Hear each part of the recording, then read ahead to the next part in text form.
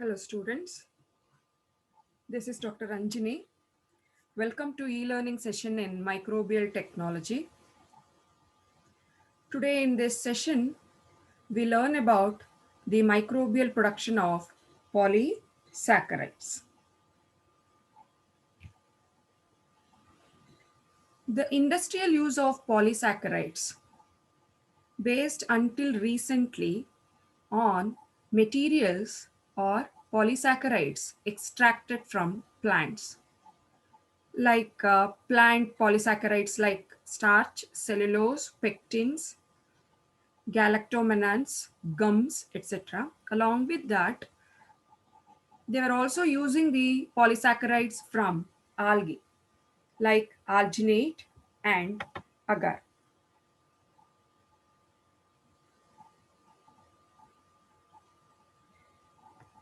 So earlier they were using the plant-based and the algae-based polysaccharides for the industrial use.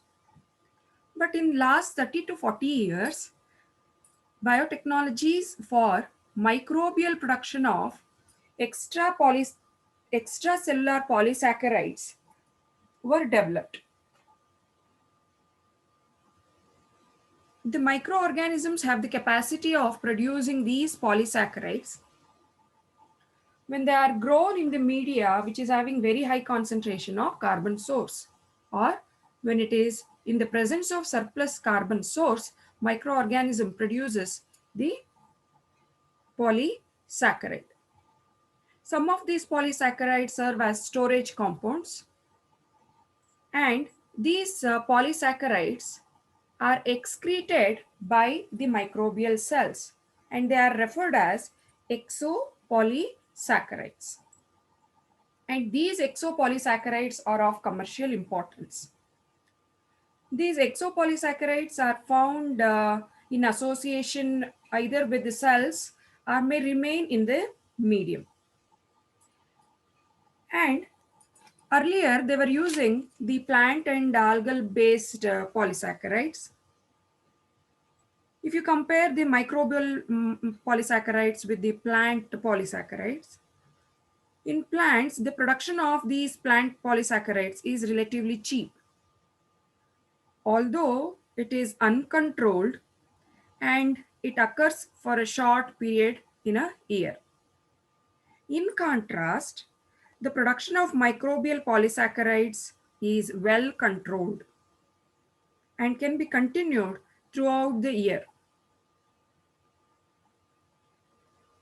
So like this, the microbial polysaccharides are more advantageous over the plant or the algal based polysaccharides. Of the several microbial polysaccharide, around 20 are of industrial importance. The commercial value of these microbial polysaccharide is mostly depend on its rheological properties. Rheological properties means its ability to modify the flow characteristics of the solution. Like it depends on the viscosity. So depending on the percentage of the polysaccharide you supplement in the solution, the flow characteristic of the solution will be varying. If it is too viscous, it will flow very slowly. If it is less viscous, it will flow quickly. So this is called rheological property. So these microbial polysaccharides may be neutral. They may be neutral. Example, dextran, scleroglucan. Or they may be acidic. They may be acidic like xanthan and gellan. So the microbial polysaccharides may be neutral or acidic. So why we have to produce these microbial polysaccharide? The microbial polysaccharides have wide range of applications, that is commercial importance. They are employed in the stabilization of the foods and production of several industrial and pharmaceutical compounds.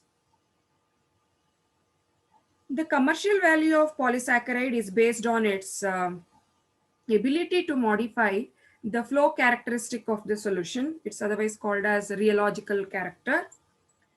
Polysaccharides can increase the viscosity, and hence these are used as thickening and gelling agents. As they increase the viscosity, they are used as thickening and gelling agents. The microbial polysaccharides of great importance in oil industries. By conventional methods, only 50% of the oil can be extracted, and the remaining rest is either trapped in the rock, or if it is too viscous, to be pumped out. It is now possible to recover such oils also by technique called MEOR, that is microbial enhanced oil recovery. So this can be done by injecting surfactants, and these surfactants reduces the viscosity, and viscosity decreasing biological agents help in the recovery of the oil. How these microbial polysaccharides can be produced? The synthesis of the polysaccharides occurs in excess supply of carbon substrate, as I told earlier, in the growth medium. And in the growth medium, there should be limiting nitrogen concentration. So that will promote the microorganism to produce the microbial polysaccharide. The carbon and nitrogen ratio should be around 10:1. And this is considered to be favorable for optimal polysaccharide production. And this polysaccharide, microbial polysaccharide production is carried out by the fermentation technique. And usually the batch culture fermentation will be used. And it may vary with the type of the microorganism they are using. By manipulating the nutrient supply, differential synthesis of polysaccharides can be achieved. By limiting the nitrogen supply in the medium, usually the neutral polysaccharides are produced. When metal ions are limited, when their concentration is very less, acidic polysaccharides are produced. If nitrogen is limiting, it is neutral polysaccharide. If metal ions are limiting, then acidic polysaccharides are produced. The molecular oxygen supply of around 90% saturation is ideal for growth as well as good polysaccharide synthesis. For biosynthesis of polysaccharides, the microorganisms which are having the capacity to produce these polysaccharides are selected, and they produce a large number of polysaccharide. The pathways for their biosynthesis are comparable to the processes that occur for the formation of the bacterial cell wall. And it is estimated that there are well over 100 enzymatic reactions, enzyme catalyzed reactions, directly or indirectly involved in the synthesis of the polysaccharides. Starting with glucose, appropriate sugars are incorporated in the formation of the polysaccharides. The recovery of the polysaccharide is very important. As these polysaccharide production increases, there occurs a marked increase in the viscosity of the culture medium. Viscosity will be increased. The polysaccharides can be precipitated by salts, acids, or organic solvents. So by using appropriate technique and the reagent, so these polysaccharides will be recovered.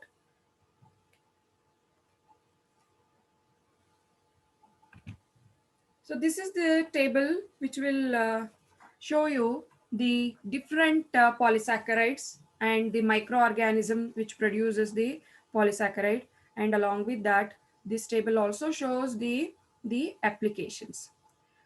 The xanthan, it is produced from Xanthomonas campestris, and it is used as a food additive for stabilization, gelling, and viscosity control. That is in the preparation of soft foods like ice cream and cheese. In addition, it is also used in oil industry for enhanced oil recovery. Along with that, it is used in the preparation of toothpastes and water-based paints. Water-based paints. Another microbial polysaccharide is dextran. It is produced from the microorganism Leuconostoc mesenteroides, Acetobacter species, and Streptococcus mutans. It is used as blood plasma expander, used in the prevention of thrombosis and in wound dressing. It is used in the laboratory for chromatographic and other techniques involved in purification. So that is the few listed applications of dextran. The alginate, it is produced from Pseudomonas aeruginosa. Along with that, Azotobacter vanillandi is also having the capacity to produce the alginate. In food industry, it is used as thickening and gelling agent based on its rheological properties. Alginate beads are employed in immobilization of cells and enzymes. That you have done in your practical classes also. That is synthetic seed preparation and entrapment of the cells. This alginate is also used as ion exchange agent. Like this, in this table, there are many other applications. Scleroglucan, it is produced from Sclerotium glucanicum, used for stabilizing latex paints, printing inks, and drilling muds. Gellan, which is produced from Pseudomonas elodea, Curdlan, Emulsan. Like this, there are many number of more than 20 microbial polysaccharides are produced from the microorganism. And based on their the property, they will be having the applications. If you see here, the alginate,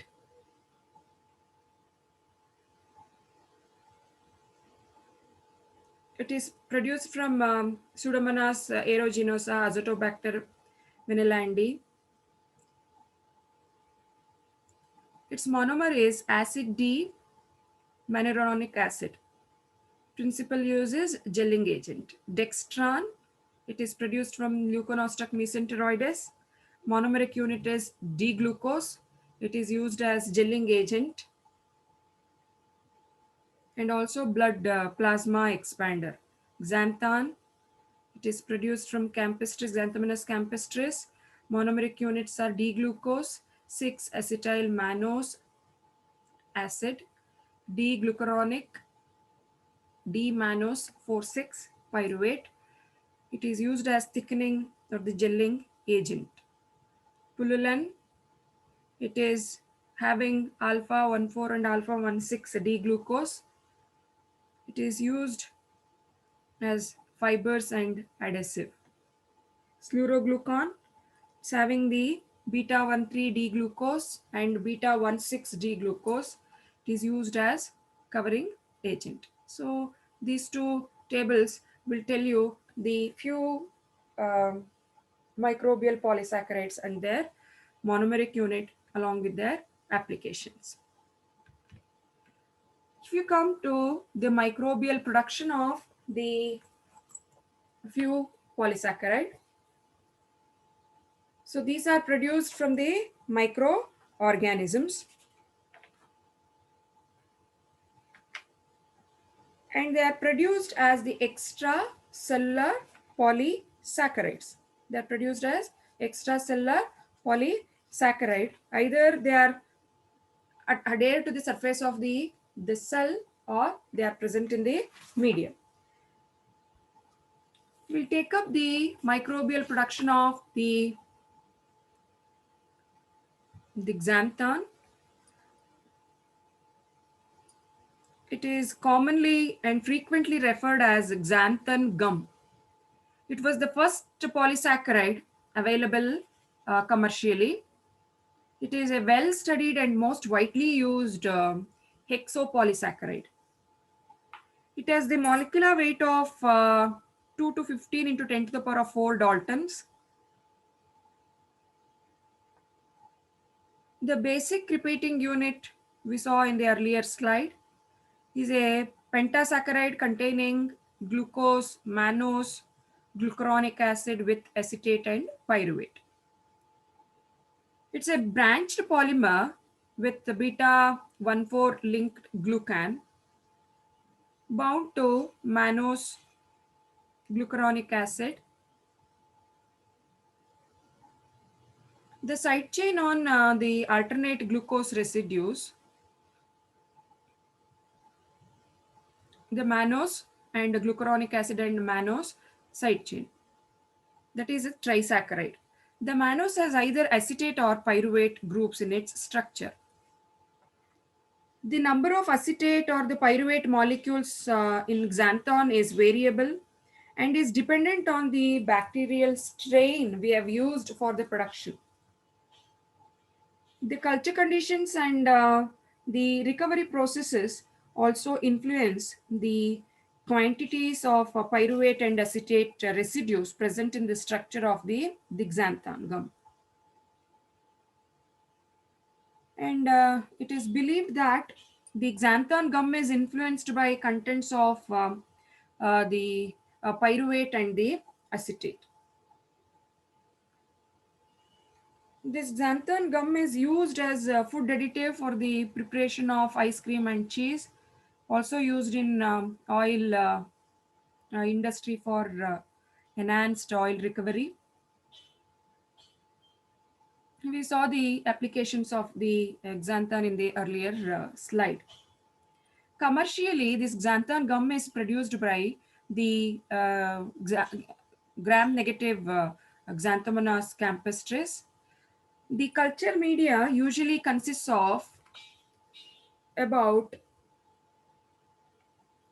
up to 4% of the carbon source, like glucose. This carbon source could be glucose, sucrose, cornstarch, hydrolysates, etc. Along with that, they will maintain 0.05 to 0.1% of nitrogen, up to 4% of the carbon source, and then 0.1% of the nitrogen will be maintained. For the nitrogen source in the medium, the ammonium nitrate, urea, yeast extracts, and other nitrogen salts will be added. The pH of the medium will be maintained at as 7, and the incubation temperature is around 28 degree centigrade, and fermentation is carried out by a batch culture. And sometimes for the large scale production of the xanthan gum, they'll go for the continuous culture. It's a aerobic fermentation. This aeration maintains the uniform concentration of the nutrient inside the fermenter where we are fermenting the Xanthomonas campestris. Sometimes if it is required, even agitation will be maintained, for example in case of the continuous culture. Otherwise, heterogeneous production of the xanthan gum takes place because xanthan, when it is produced as the polysaccharide, the viscosity increases and hence the cells will not be in uniform supply with the nutrient. To avoid that, agitation and aeration is very important for the homogeneous production of the xanthan gum. Xanthan in the culture broth is precipitated by isopropanol or methanol. These agents also kill the microorganisms during recovery. The precipitated xanthan can be dried and used for commercial purposes. For large scale production of the xanthan gum, genetic engineering of the Xanthomenas campestris has been done. The wild type Xanthomenas campestris can efficiently utilize glucose, sucrose, or starch as carbon source. But these wild varieties, however, are unable to use lactose as carbon substrate. Whey, WHEY, whey is a byproduct obtained in manufacture of cheese. So the disposal of this whey is a major problem in dairy industry. Fortunately, the whey is rich in lactose. Besides containing small quantities of proteins, vitamins, and minerals, nowadays using the genetically engineered Xanthomenas campestris, they are using all this for the production of the xanthan gum. That is the whey. That is the waste that is produced from the dairy industry, where it can utilize the lactose from the whey for the production of the xanthan.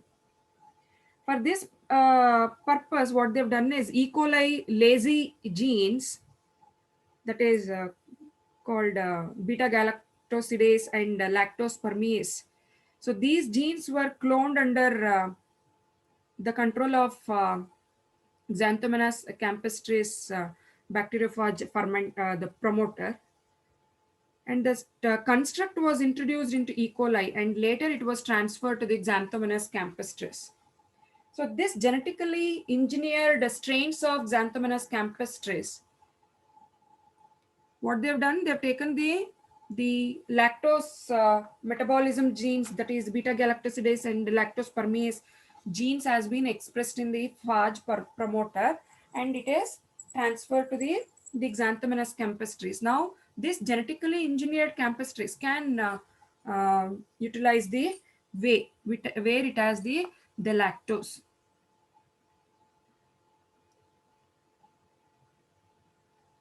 So these new strains utilize lactose very efficiently for industrial production of the xanthan. This is a good example of successfully converting a waste product, that is the dairy waste product whey, into a commercially important and valuable product, that is biopolymer, that is the microbial polysaccharide, that is the xanthan gum. Like this, many polysaccharides will be produced. If you take the dextran, these are glucans. They are the polymers of the glucose containing 1,6 glucosidic 1,6 glycosidic linkages. But some dextrans also have a 1,2 and alpha 1,3 and 1,4 the glycosidic linkages. The molecular weight will be around 50,000 to 500,000. Application, these are used as the blood plasma expanders and in prevention of the thrombosis. So these dextrans can be produced by wide range of gram positive and gram negative bacteria like Leuconostoc mesenteroides, Streptococcus mutans, etc. In contrast to other exopolysaccharide, dextrans are produced by extracellular enzymes in the medium. The enzyme is dextran sucrase, which acts on the sucrose and brings about the polymerization of the glucose residues, and simultaneously liberates free fructose into the medium. And this commercial production of the dextran is carried out by lactic acid bacterium, that is L. mesenteroides, by batch or fed batch fermentation.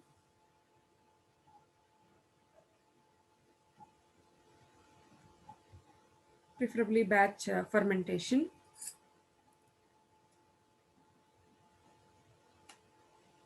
Besides sucrose, the culture medium contains the besides sucrose, culture medium contains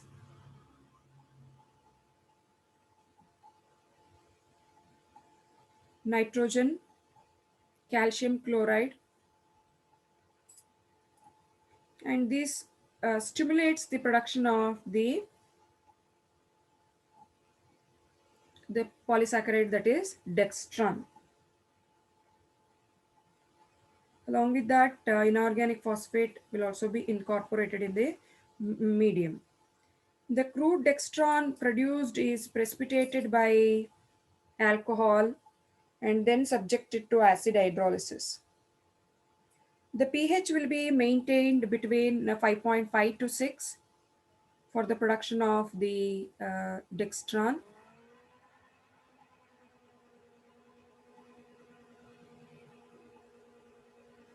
And the temperature will be maintained up to 25 to 30 degree centigrade. But at 23 degree centigrade, it is optimal for the production of the exopolysaccharide, that is dextran.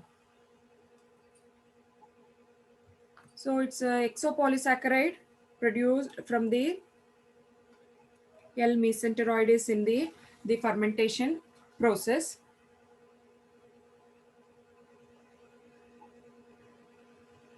Next, we learn about the alginate.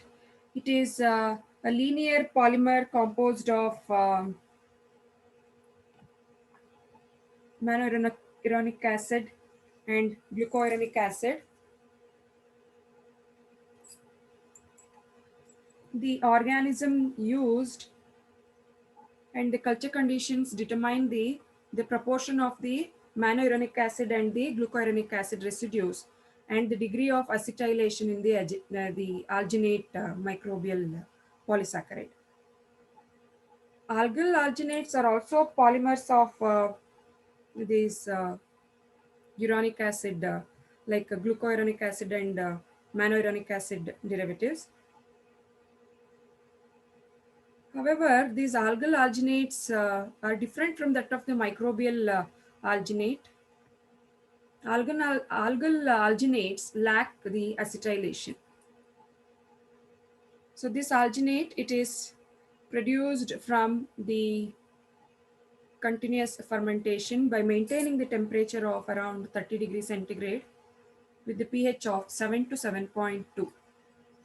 And when this microorganism is grown in the uh, presence of the carbon source, that is sucrose, having 20 gram per liter at 30 degrees centigrade for and the pH of 3.2, there is production of the alginate. Very low aeration has to be maintained in the fermenter, as the concentration of the oxygen, if it is increased, the alginate production decreases. So, and in addition to that, very low agitation will be maintained.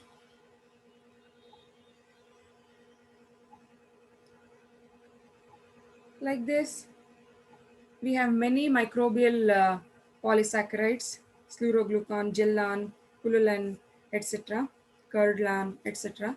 All these are produced from the microorganism. So today in this session, we learnt about what are microbial polysaccharides and their applications, how these microbial polysaccharides are different from the polysaccharides of plants, and how they are used in the industry for various purposes. And in addition to that, the how the biosynthesis of the microbial polysaccharide takes place, and few examples like xanthan gum, alginate, and dextran, etc. I hope you understood this session. Thank you.